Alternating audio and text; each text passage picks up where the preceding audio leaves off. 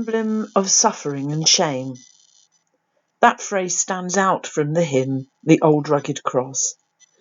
Apparently, on one occasion, after a difficult period in his preaching ministry, George Bennard, the writer of these words, was troubled by the ornate artistic crosses that featured in countless churches and cathedrals.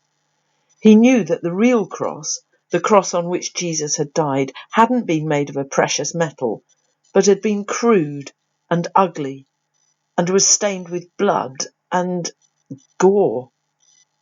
He realised that he needed to gain a better understanding of the power of the cross of Christ. I think that's something that many of us can relate to.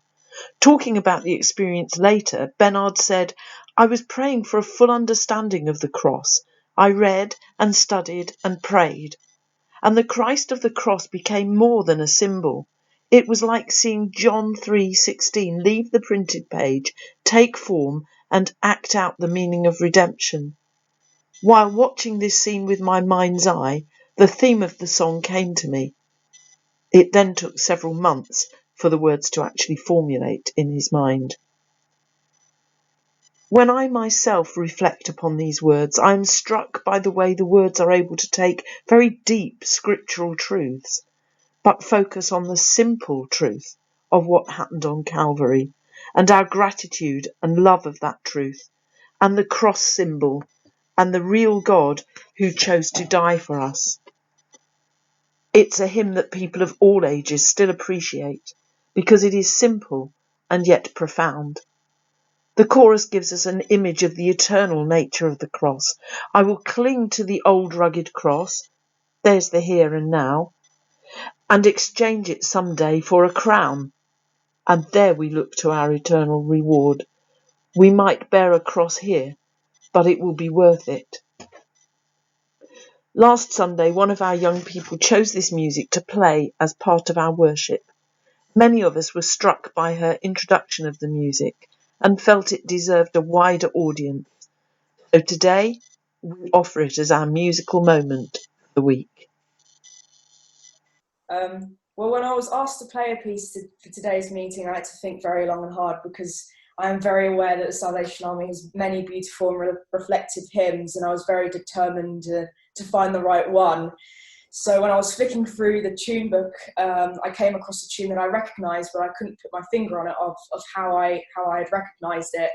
I came across the Old Rugged Cross, which many of you may know.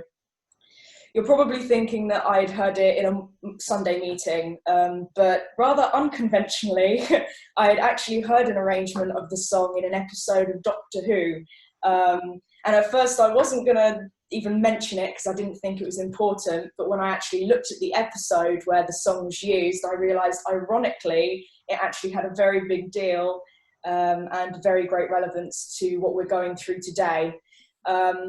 So I'm just going to very quickly summarise for you. So on a different planet in the very far future, there's a city called New York, which finds itself, again, rather ironically, in a sudden, very deadly pandemic. And in a rush to save lives, the governing committee quarantines and essentially traps its citizens in an underground motorway. However, having died from the pandemic themselves, there was no one to then release the citizens even years after the pandemic had passed.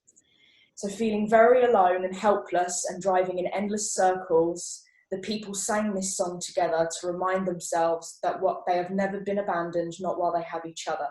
And I think that's very relevant today, that we're not abandoned when we have each other, and especially God.